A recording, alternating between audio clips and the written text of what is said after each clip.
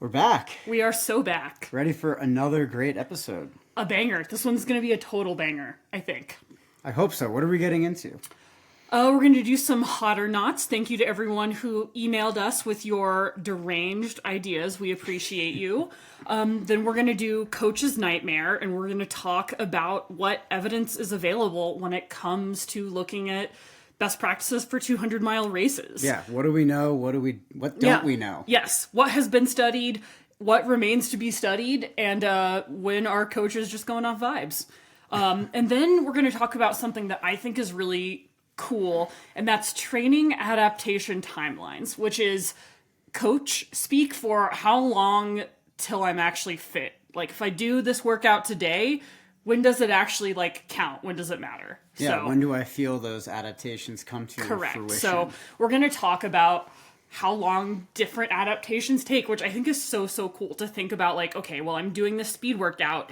When does that actually, change my physiology? When does this show up? Because it's not immediately. It's not like you go do your workout and then, bada bing, bada boom, 5K shape. I wish it was that way. Yeah, it would be great. Gosh. Just fitness is like an easy bake oven. It'd be great. Like making a batch of cookies. 15 minutes later, you're good to go. Yeah, I know. It would make coaching easier because, every so often you'll get a client who's like, I've been training for 6 weeks. Why am I not faster? And it's like, man, I have some vibrant Googling for you. Or refer to our podcast. If you've got a friend out there wondering about timeline, time course, or adaptations, send them our way. We'd love to chat with them. That's like a savage subtweet to if someone just no context sent me this podcast, I'm what the hell? Yeah. Just slide it into your next text. That's amazing. All right, let's get into our hot or not questions. Training camps. I'm going to say hot. I actually think that training camps, in terms of I'm interpreting this as if you're training for a longer race, you go to a place that is either on the race course or analogous to the race course, and you focus on higher volume training for a concentrated set of time, maybe 3 to 5 days, maybe a week, and that is all you do. I actually think that if you're training for a 100K, 100-mile race, definitely a 200-mile race, the best thing you can do for your training is a training camp, honestly. Yeah. If you were what's the one thing, I would say training camp. Obviously, there's a million things you should do, but also training camps. So I'm going to say very hot. I agree. I'm super hot on the training camp. I love this in the context of a marathon all the way up to 100+ race. You do training camps for the marathon? For sure. Absolutely. I love that. I've seen athletes recently going out, reconning the Boston course. Yep, got a lot of folks racing Boston. Yeah, shout out. Getting ready for that. Just that course knowledge, first of all. Nothing beats that. Yeah. And then from a mental performance perspective, when you've actually spent time on the course, you have a lot more detail to bring into your mental rehearsal and visualization. So I think that for athletes can help to instill a nice sense of self-efficacy and confidence. You've spent time on that terrain, even for marathoning. Like when you're running a marathon and you have to do 200 feet of climbing, that feels really significant. Yeah. So you might want to know what that hill looks like and have actually felt it too. Exactly. So I'm super into it. But I think also when we're talking about the context of ultra running, how do we train for something that's really long without actually doing that distance in training? Well, you can spread that training volume out over 2 or 3 days and, maybe get up to 75% or even 80% of the time that you're going to spend out there on the course. So it's a very good proxy for the stress of the race. Right. And even in the case of our boot camp we did over in San Diego, we talked about that on the podcast. I got 100% of my training volume over those 3 days.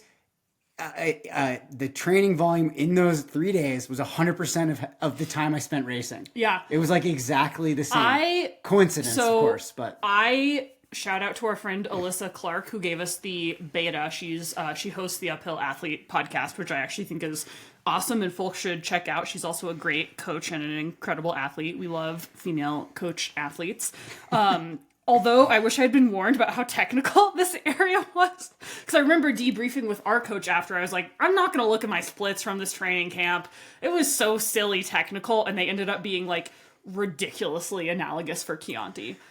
So if you want to train for the Chianti by UTMB race, I highly recommend booking a vacation to San Diego and training on the mission trails. Also, taco scene on point.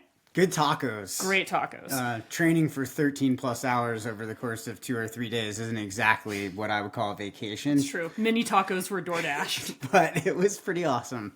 All right. 6 weeks to shredded plans. Hot or not? I feel like you can guess what I'm going to say on this one. The audience knows this is a rhetorical hot or not. So the only thing that should be shredded is cheese, in my opinion. What about my quads? You can shred quads in a training camp. Yeah. Yeah, your quads can be shredded or exploded, whatever you want to totally annihilate it. What do we call them? Quads, bang? What do you call it? Quad bang? Quad bang? Quad banging? Blown up? Blown. That's Blown right. Quads are quads? blown. That's the word we use. Spoiler alert, you'll hear in our training adaptation timelines that, there's no scientific definition of shredded.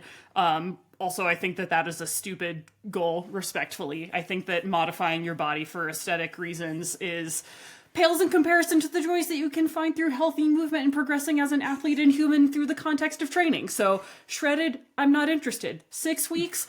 Girl, please. Come on. We all know it takes 7.5 weeks. It takes 7.5 weeks to get shredded. I'm a hard no on 6 weeks to shredded. I'm a hard no. Great. All right, long, slow distances. Hot or not? Yeah, I don't know. I don't like the word slow. I think that slow is not a helpful word. I think it feels loaded, and I think the word slow distracts people from the effort that we want to be feeling. I think that long, easy or long endurance effort is more helpful. I don't want athletes to think about going slow because I don't know that word is super productive. Do we want to be going, I don't know, slow and fast? I don't think are helpful words.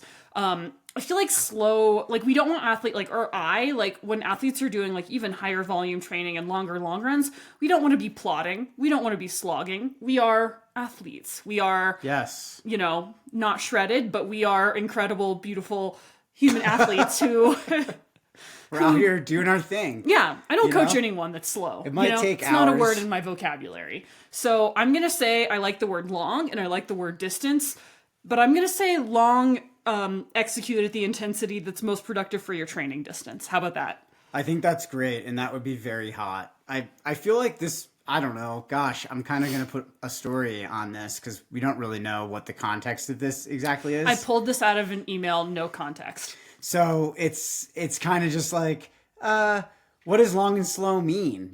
Does that mean kind of like junk miles?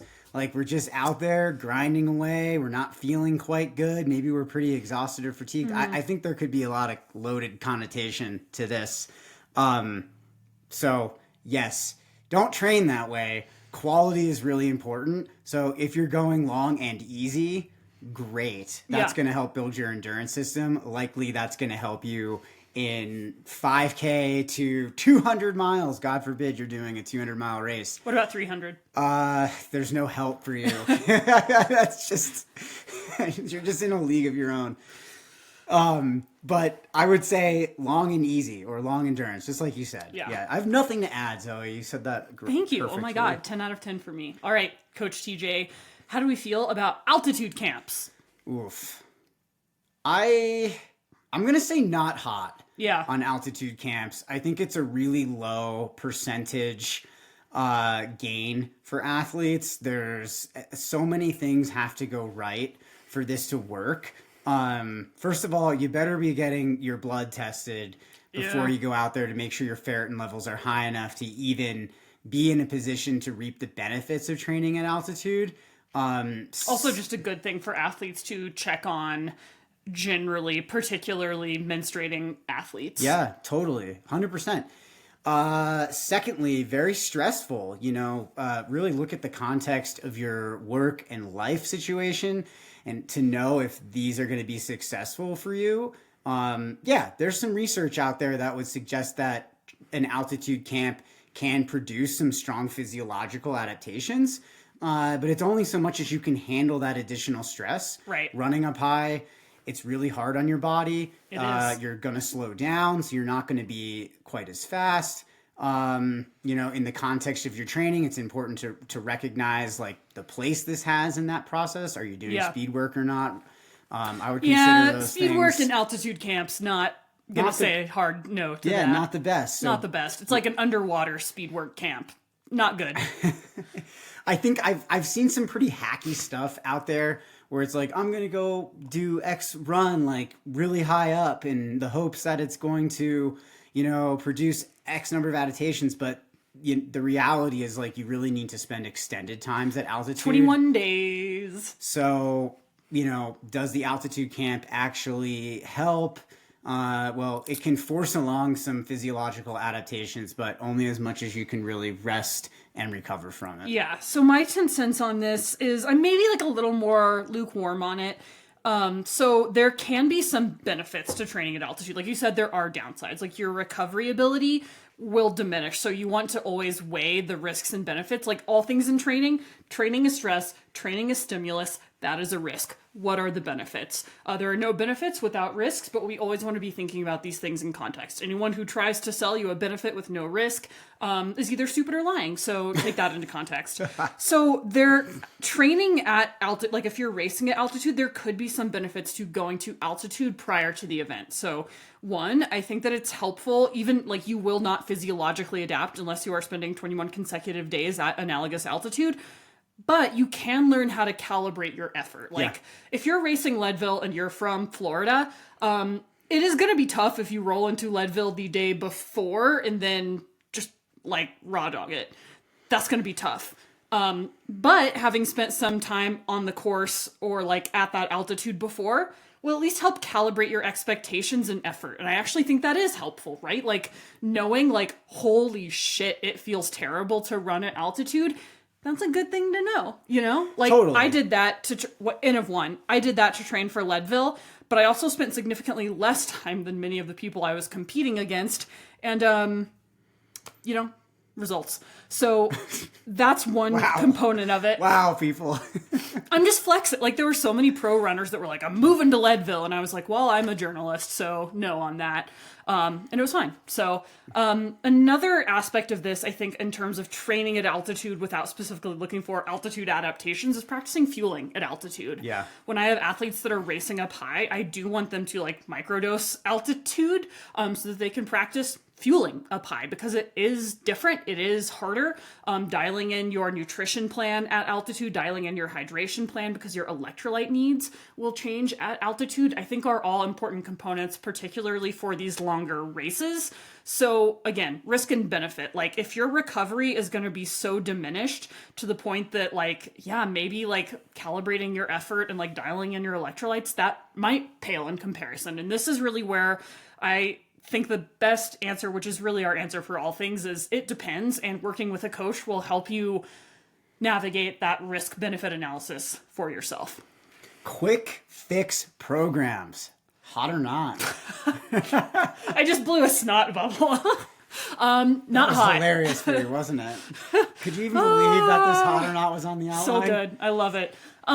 No, this doesn't exist. It's, are phoenixes hot? Unicorns are hot, I guess. This is not a thing. Are they make believe though? They are. This is not a thing that exists. I think that particularly in the social media age, we're all sold on like, there's like one, easy fix, and like, it'll make you faster at speed because like, that's what the algorithm that loves. It's like 43-second videos of people doing insane shit on the treadmill or insane shit in the gym or insane shit on the track. Like, I feel like every day, like, I will frequently be scrolling and I'll, like, show you a video I see on Instagram. I'm like, what the fuck is this? And it's some person doing a thing. They're like, you're not going to be able to improve your muscle elasticity unless you do this every day. And they're, like, jumping off cliffs. You don't need to cliff dive to improve your muscle elasticity. You do need to cliff dive if you want to win the Instagram algorithm. And those are different things. So quick fix programs, I'm going to say no. All right. Completely agree. Not Wow, hot. I am crushing today. I don't even need to say anything, guys. This is the Zoe podcast. You're just here. I'm just here for emotional support. Just emotional support, TJ. Yeah. I'll just put the layup up there for you, and you can slam dunk it. Oh, I love it. I think that's how that works. I don't follow basketball. I don't know how ball sports work.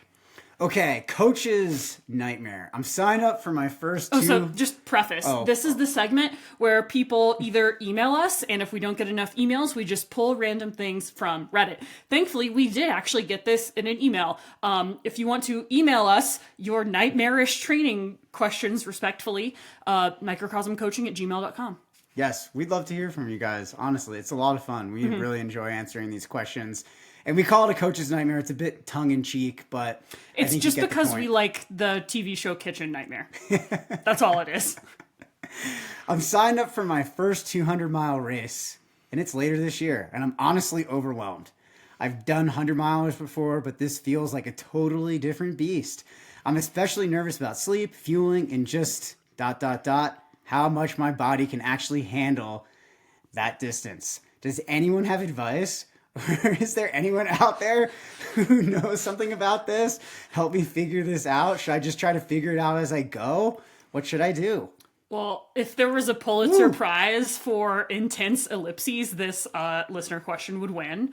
So I actually thought this was a really cool opportunity to dive into what research exists about 200-mile races, because there is some, but also there's a lot of unknowns. And like, obviously, as coaches, we want to lean on the best available evidence, but 200-mile races, 240, 50, 300, these huge races really exist at this sort of juicy point in coaching where there are a lot of things that are not known and that we are figuring out as we go and adjusting based on experience and when new, better evidence becomes available. So I just wanted to sort of survey the landscape of what research exists about success at and while training for 200 plus mile races. Understanding that, again, lumping 200, 300, 250 mile races in, I think that also demonstrates that we're painting with a pretty broad brush here, and that the research is not exceptionally well segmented here. No, so, I mean, most of the research is done on 100-milers. Correct. But we do have some limited studies. There's some studies done at the Tour de France, which is a crazy 200-mile race out in Europe. Coached people for that. Yeah, God me too. Bless. Gosh, I can't believe that I did that.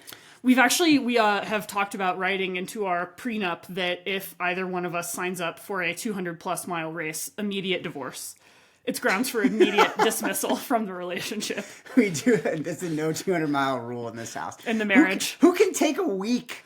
I can't. We can't afford to get into this. I love living it through my athletes, and I will never support you doing this. That's as far as I can go. Yeah. My love has limits. And that limit is 106 miles, I think. What do we know? What do we know from these studies done on tour? Yeah, so from studies on tour and other 200-mile races, runners average between 2 and 3 hours of sleep per day during the race. Okay. Another thing we know for sure is that muscle damage spikes early, but then plateaus. So your body kind of maxes out on damage, which I think is really, really interesting. I'm curious if there's any more information on that. Do we know how far into the effort you need to get to find that plateau, or is it kind of individualized? We do have some information. It's individualized, but it is earlier on, like first 100 miles. And then it's like your shit gets so fucked, it can only get so much more fucked. It's like mile 23 at Chianti. Exactly. Kind of just like max amount of fucked already, Yeah. 3.5 hours in. You reach maximal fuckage pretty early, and then you just stay there for, I guess, 3 days? 10 more hours. 10 more days? 10 more hours. 1 business week? 10 business weeks. Another thing we know is that, this one's pretty intuitive, your energy expenditure is massive. Roughly 18,000 to 20,000 calories over the course of the race. Honestly, that seems low. That seems low to me. I would think that it would be more. Okay, all right. Another thing we know, hydration is tricky. Cumulative dehydration or overhydration builds over days. We see things like hyponatremia being really common at these events. Dehydration, obviously these are pretty extreme. A lot of them happen in pretty extreme climates like the desert or, over TDG, like that's pretty extreme terrain as High well. mountain terrain. High mountain terrain.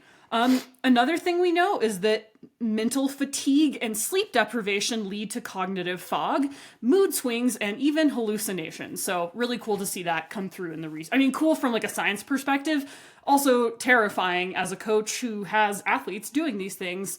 God bless y'all. Yeah, but at least we do have an idea of some of these things that athletes can work on, and a number of these things are controllable. Yes. Like how much you're eating during a race, how dialed in your hydration is, how, well trained your legs are to handle the damage that they're going to end up being put under in those races. Like, we can train for some of this stuff. Yes, we can. That's pretty important. So now let's talk about what makes 200 milers like measurably different from 100 milers. Obviously, we know they're twice the distance, but let's see what actually comes through in the research.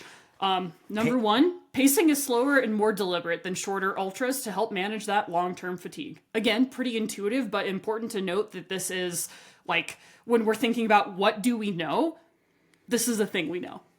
Sleep strategy. If you're only getting 2 to 3 hours of sleep a day, we know that's not great. It's not going to feel good. Very good for recovery. Nope. But the point is to race and not to recover. Recover is for after the event.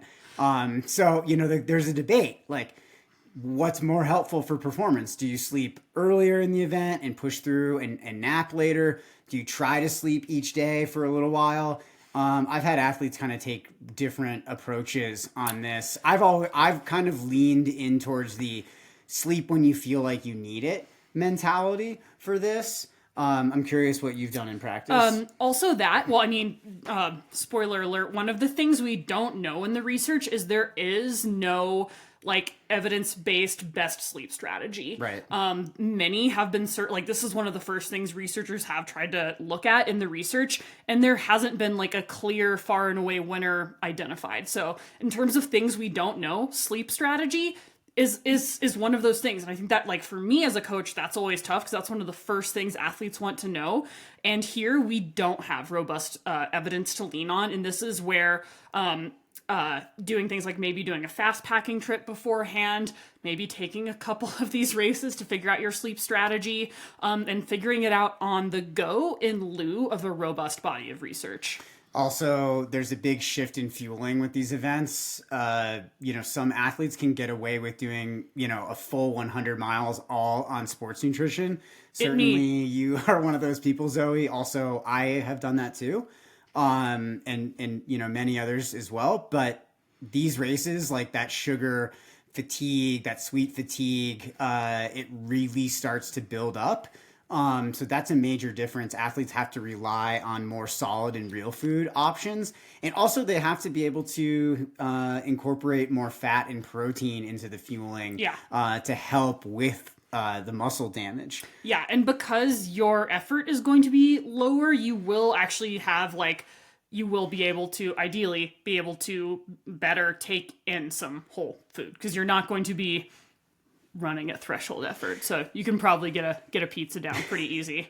Would you say people can get more mentally tired than even like physically tired in these events? Mental fatigue often outweighs muscle fatigue. And a lot of times something that comes through in the research is that it often becomes a decision-making and an emotional endurance race. So I think this is really interesting that this phenomenon has been studied that yes, this is extremely mental and that is something that coaches and athletes should be working on and talking about as well.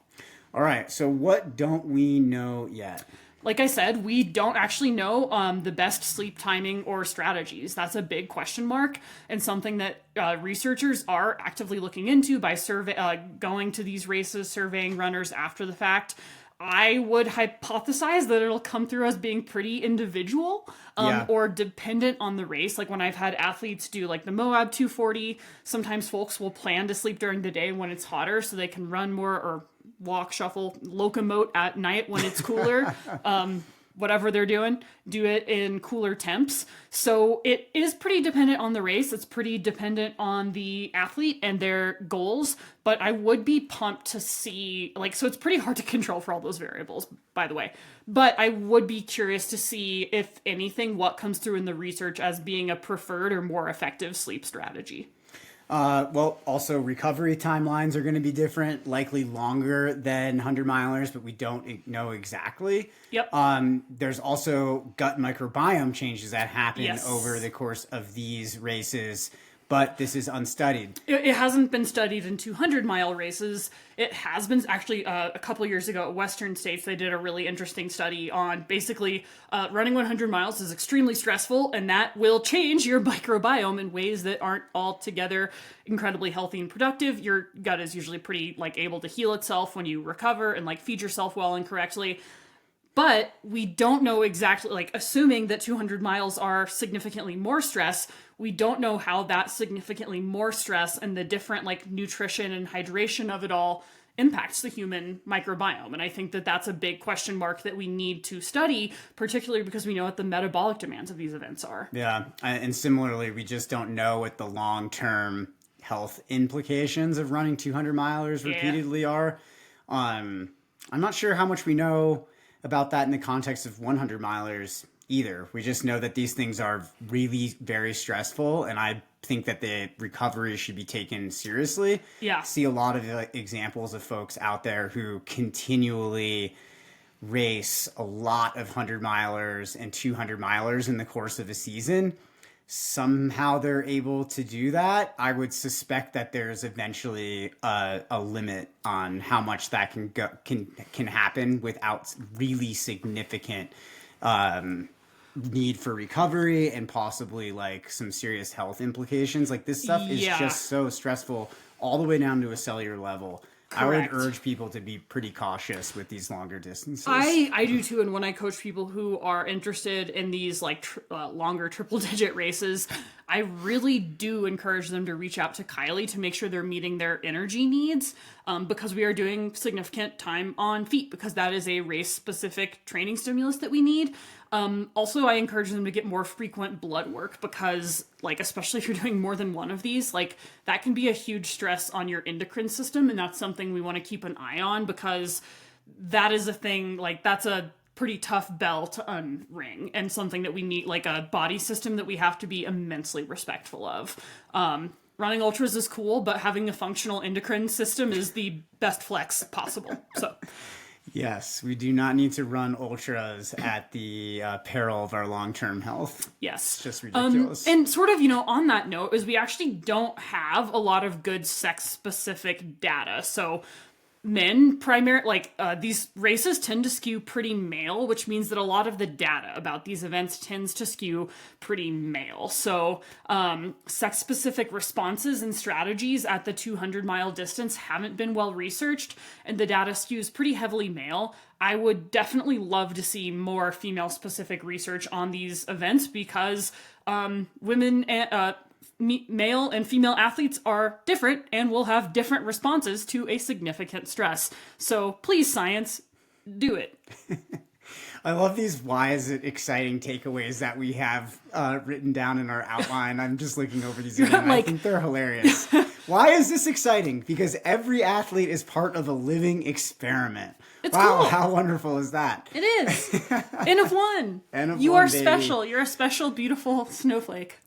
There's definitely no perfect formulas yet, even at the elite level. So that's also very exciting. There's a lot to be discovered here. Yeah. So I think what is really cool about these events is they challenge not just your fitness, but also your logistical planning ability, your problem solving, your resilience, and mental fortitude. Again, the research shows that at a certain point, like you sort of reach a point of like physical fatigue where it plateaus, but your mental fatigue can continue to ascend. You can keep getting more tired. More mentally fatigued can I get? I don't want to know the answer to that. It's a tough.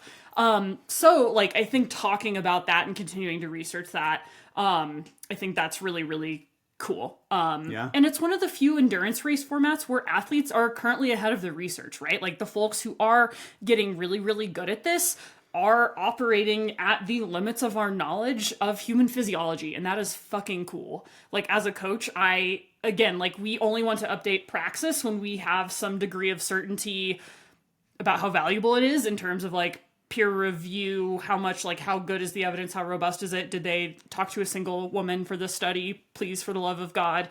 But I think it is also just interesting to, like, look at this and be like, it's fucking cool that there's stuff that we still don't know. I think it, as a coach, it gives me a solid dose of humility and curiosity, because I do coach, I have like 5 200-mile athletes, and I get to learn so much from them, and we are operating at the limits of human physiology and at the limits of knowledge, and that is extremely exciting. It's a little bit terrifying, but I think that it, just makes that coach-athlete relationship all the more robust, because it is such a collaboration and it is such a two-way street. Like, I am truly learning from these people because they are the scientists of their own experience.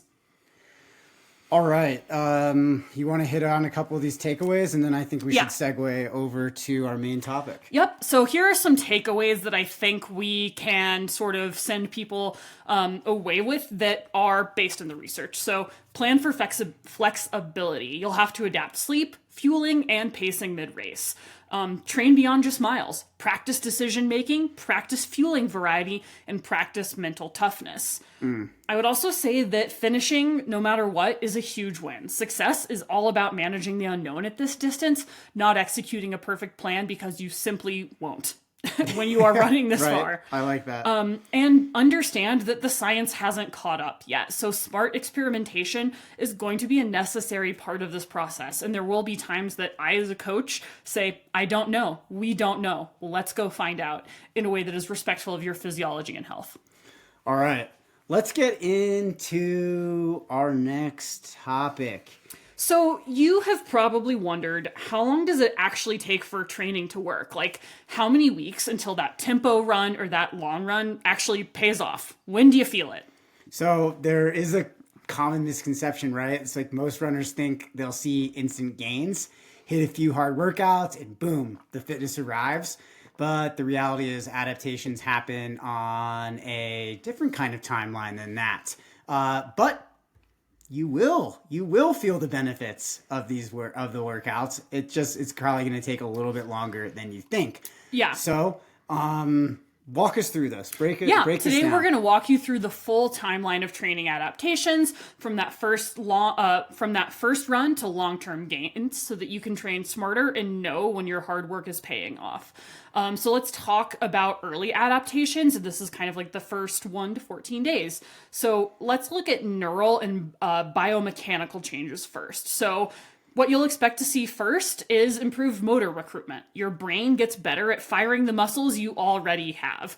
This is one of the reasons that we introduced strides for that neuromuscular component. You will see efficiency gains from tune-ups even before the fitness arrives. Your RPE might decrease a bit, and your perception of effort shifts as your body learns the movement. So that's all associated with those neural and biomechanical changes. I mean, just such an important part of this, right? Like, when we think about how we perceive the adaptation process, a lot of athletes are thinking about it, engaging that progress in terms of how things feel. So when the neuromuscular side of this begins to shift, that produces a really nice sensation of progress within people. And it's really important. Often that happens a lot quicker than some of these other benefits that we'll talk about. So on the cardiovascular side, you will see increased blood plasma volume, so better circulation, better thermal regulation, usually within 7 to 10 days of beginning your consistent training, which is an important adaptation. Yep. Also, there's a mental boost, so you can have some early psychological adaptations around like your perception of your ability to do stuff that's hard, to train. And motivation can increase during this time, which is great. Like, it's that compounding consistency effect, like get 1, get 2, get 3 workouts in, and it's just like more likely you're going to get that 4th, that 5th. And then, you start to feel those neuromuscular adaptations kicking on. It's like, oh yeah, this is great. Like, it's starting to feel a little bit easier. and then that kind of cycle continues. Yeah, it was funny. We were reminiscing the other day while we were driving around about being beginner runners and how one of the amazing things about being new at running feels really hard when you start, so holding space for that. But when you're a beginner, your rate of improvement is mind-blowingly fast. It may not feel that way when you're in the moment and you're living it and you're like, oh my God, Zoe, you have no idea. But trust me. Just trying to run for 10 minutes here. Right, I've been running for 12 years. I remember hearing this quote from Eliud Kipchoge, and he's like, I trained for a decade to take 4 seconds off my marathon time. Right. Because the better you get, the harder it becomes to grab those marginal gains, to find those seconds that you have laying around in your marathon PR. Enjoy it. Enjoy the benefits of not having 20 years of endurance training under your belt. Yeah. It gets pretty tough. You have to do outrageous stuff to provoke adaptations.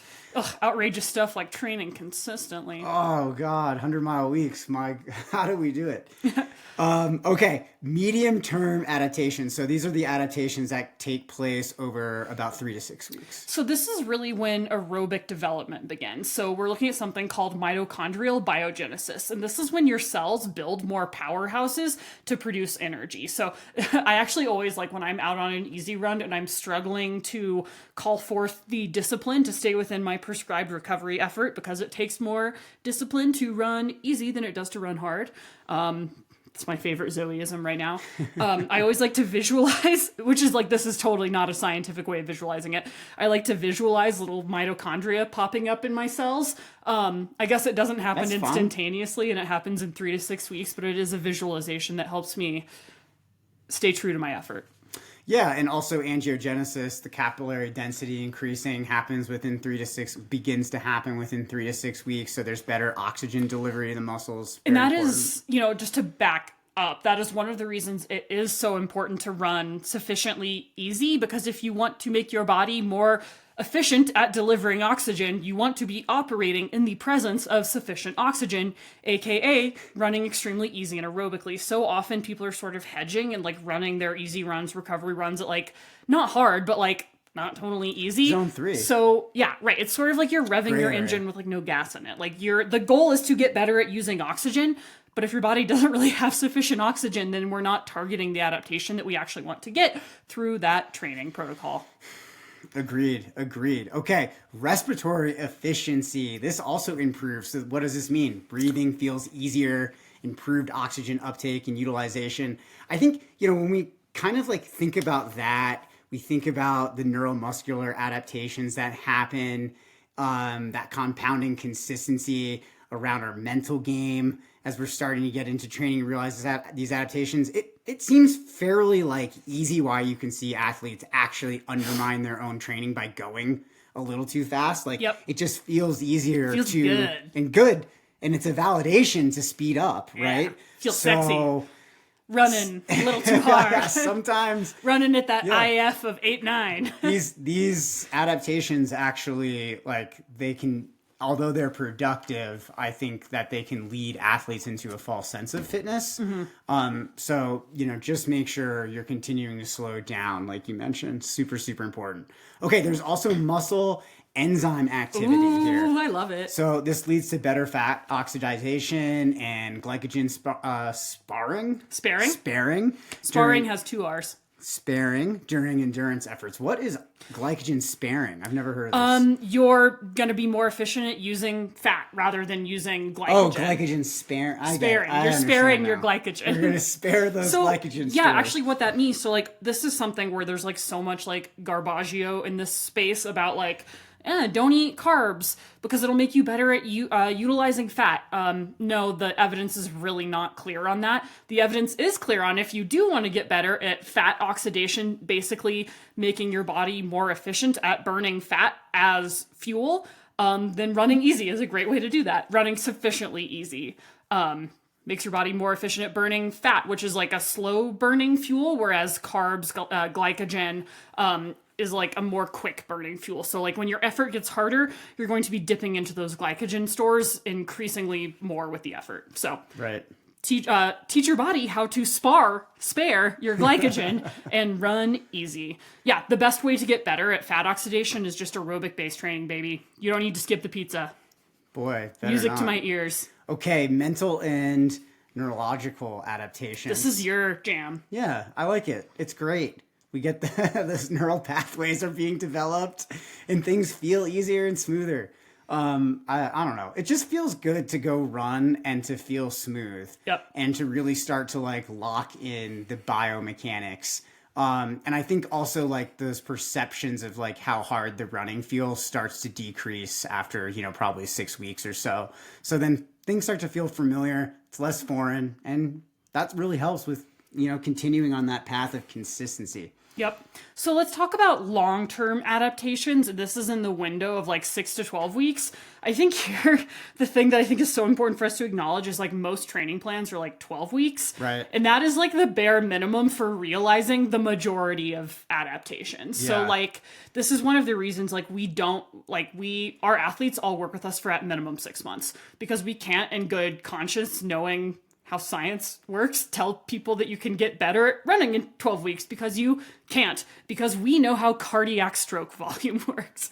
So here's where it's like, I understand everyone has a different relationship to running, and some people are like, oh, I'll just like get on my training plan and like train for the marathon, or like, when I have a 50K, I'll do my 12-week training plan.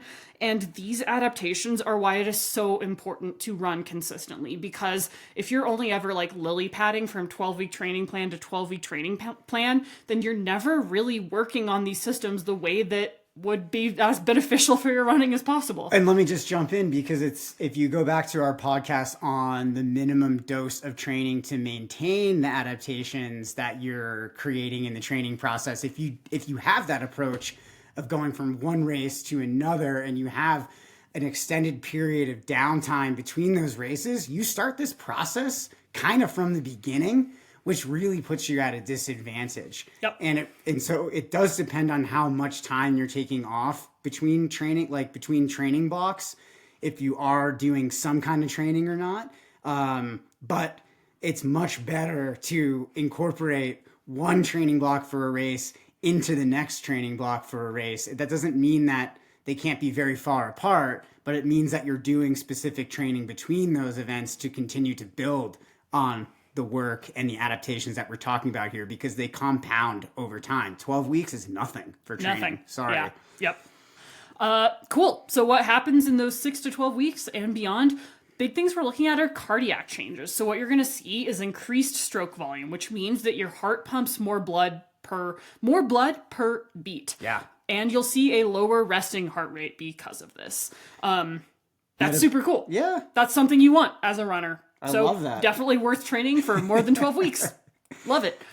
Metabolic efficiency starts to improve. So higher lactate threshold, you can run faster before fatigue kicks in, and you have improved fat metabolism. Again, just doing your normal training helps with how you metabolize fat and utilize glycogen, and how you conserve it, how you spare it.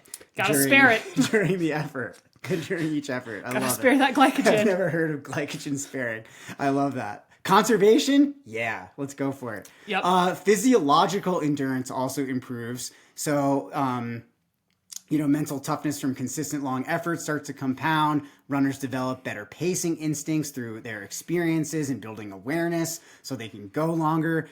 And you also have muscle fiber shifts. So slow twitch fibers become more efficient and abundant. Abundant slow twitch fibers. Yes, these are the good ones. Those are the good ones. And those fast twitch fibers improve in their fatigue resistance with proper training. I need more and more of that all the time. You're a little fast twitch hamster. Wow, thanks. Okay. All right, talk about the power of compounding consistency. So let's talk about compounding aerobic fitness. Gains are built on each other year over year. Long-term training increases VO2 max ceiling and muscular durability. These aren't things that can be improved in a 12-week training program. And they're important. Those are very important. Like if you want to improve your VO2 max, you can't just do one VO2 max training block and be like done and dusted. That's all I'm going to do on that. Like you have to be constantly revisiting and honing, and like, you'll do a VO2 max block and you'll raise that ceiling, and then you'll do a threshold block and you'll raise that. And then that gives you a better tool set when you do your next VO2 block to raise that ceiling. And then lo and behold, you got to raise your aerobic threshold ceiling again. it's kind of a hamster wheel. Another thing that's Good really for us important. hamsters. Yes, good for you little hamsters. Another thing that happens much longer than 12 weeks is bone density and connective tissues. Tendons and bones adapt slowly. Think 6 to 12 months for meaningful change. Like I always see athletes that are like, I want to lift heavy for bone density, and they'll do it for like 3 weeks, and I'm like, that's amazing. You've made yourself tired and your bones are no denser. It takes a long time for these things to add up, and you have to be consistent that whole time. So make sure you find a thing that like you believe you can sustain for 6 to 12 months. And stronger structures, the reason we want strong bones and connective tissue is because it reduces our injury risk and it improves our force transfer. And those are really, really important. Like specifically, like when we work with like maybe female athletes or any athletes that have had red S, and we do want to work on improving that bone density, these things take a good long while. You can't improve your bone density overnight. And that's okay. I think this is an area where athletes are sometimes slow on the uptake and don't often listen to themselves enough, because the aerobic system develops much quicker than our musculoskeletal system. They almost outrun what their body's able to do, and they don't slow down their progression of training enough to be able to like have their body catch up to where they are. So then they get all those niggles, and it's like, I'm not meant to be a runner actually, or my knees hurt. This is bad for my knees. And then they start to get into those common traps that we see around overuse injury and the judgment and stuff that's out there. Slow down your progression. Yes. And give yourself time to recover, both from a physiological standpoint, your heart, everything, but also from a structural standpoint. The musculoskeletal system adapts really slowly compared to everything else. Yeah, you will always be fitter than your bones and tendons can handle. So I think that's something that like show respect for your skeleton, I guess. Yeah. I always frame it with my athletes as like the engine improves faster than the chassis. So it's sort of like dropping a Porsche engine into a Kia Sorento. You want to be pretty careful.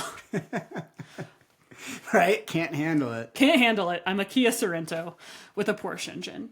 And then psychological consistency is super important too. Confidence builds with repetition and motivation becomes internalized. And I think this is one of the biggest shifts that I'm always trying to work with on athletes, is moving that motivation from like, oh, I need a race to train. Like if I don't have a marathon on the schedule, I don't want to train. Or like, you know, I'm motivated only by my group run, because like the people who are, it's sort of a chicken and egg motivation thing, which is the challenging thing, is like how, you know, falling in love with running will make running easier, but like you kind of have to run a lot to fall in love with running. So the best way to give yourself a good shot at falling in love with running is to do it a lot for a long time, and to make sure your motivation, to help train your motivation to shift towards being more intrinsic than extrinsic. And that is not something that happens, again, in a 12-week training block. Yeah, it's that like, this is who I am now. I train, 5 days a week. I do my runs. I get out there. I put the work in. I'm a runner. I'm a muscle hamster.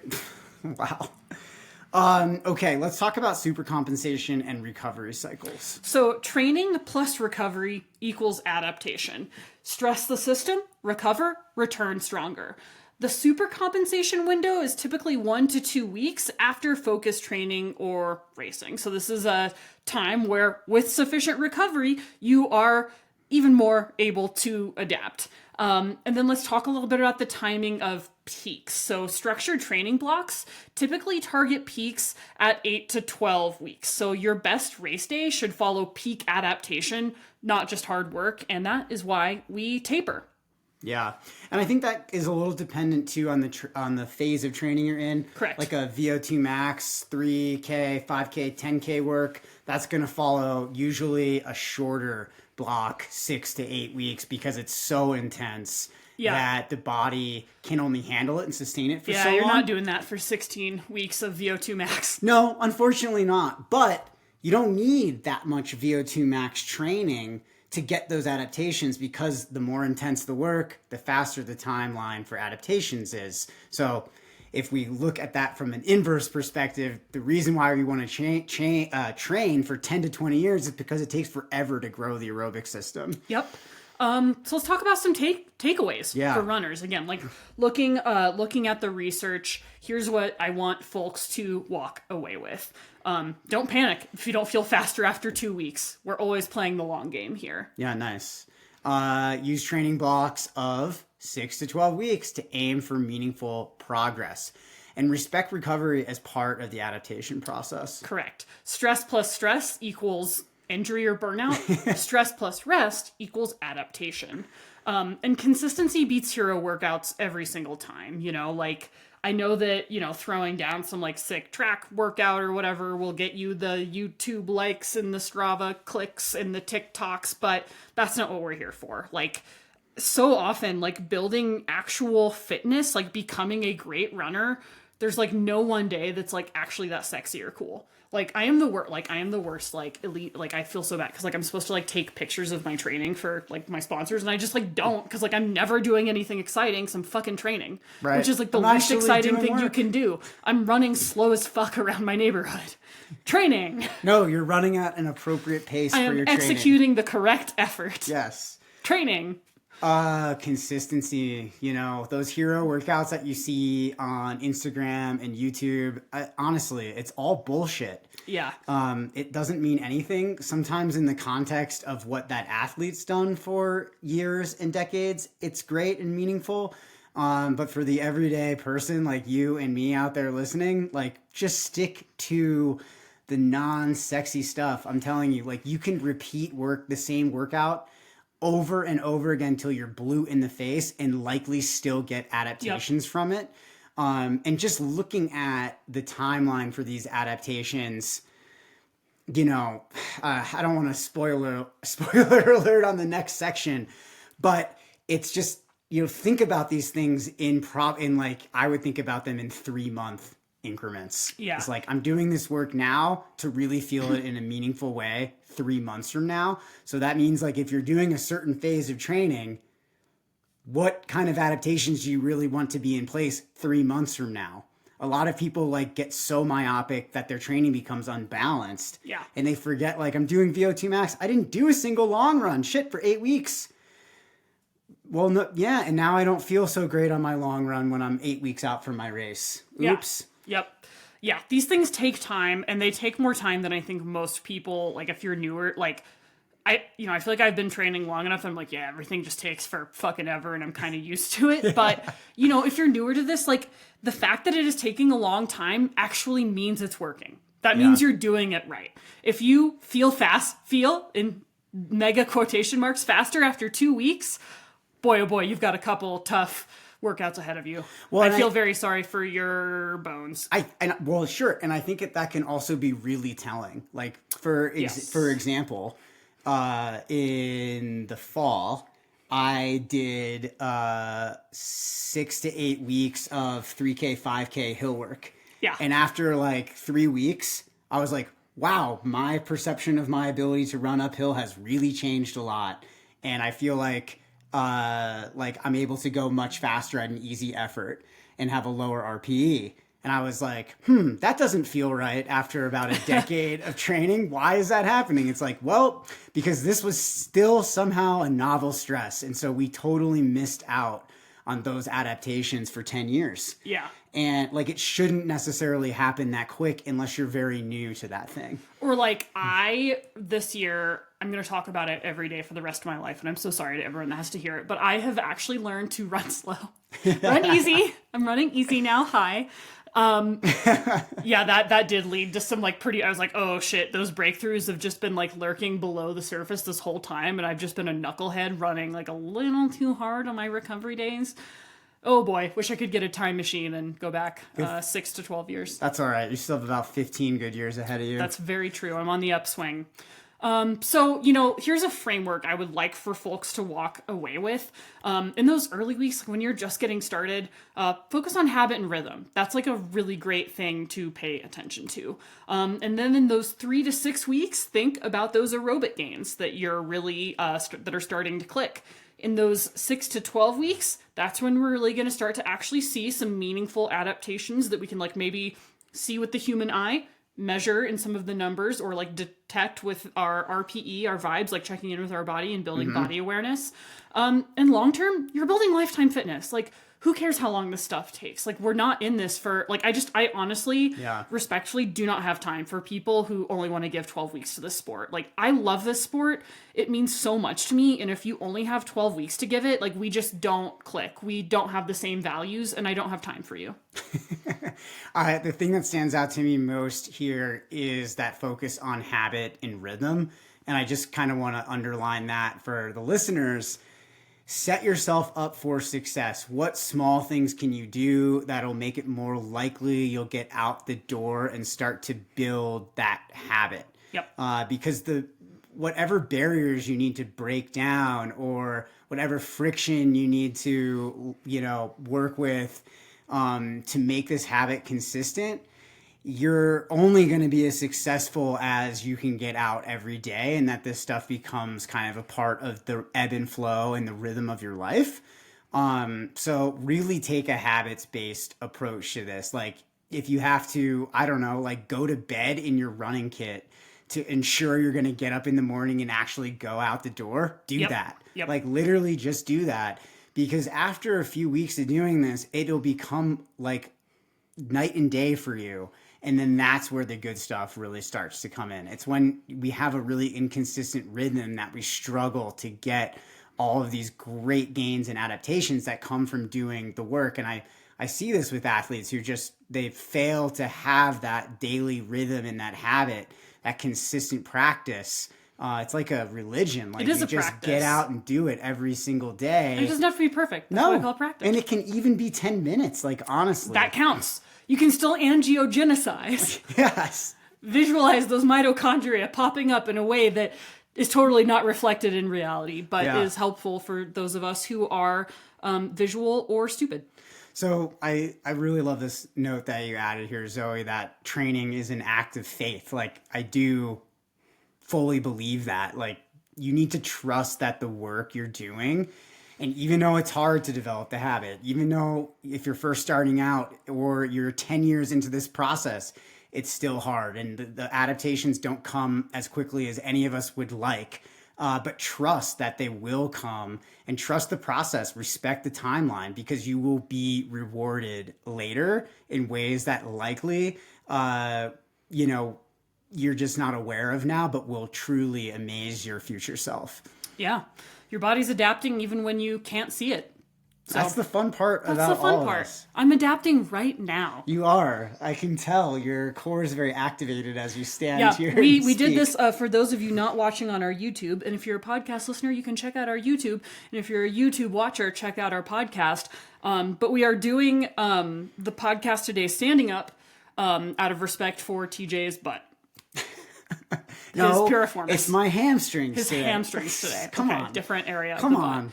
Butt. Which actually, I feel like I'm like, my diaphragm is so much freer. Good. I'm glad that you're taking some deep breaths finally. It's so much better for my back.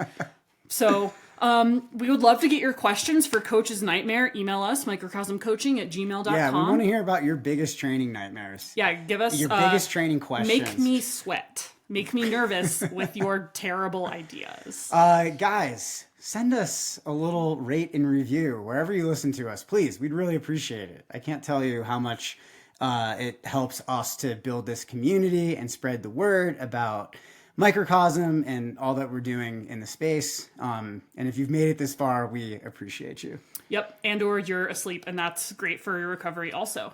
And if you want guidance on building your personal training timeline, come work with us. Yeah. Microcosm-coaching.com or microcosmcoaching@gmail.com. Yeah, we'll see you next week.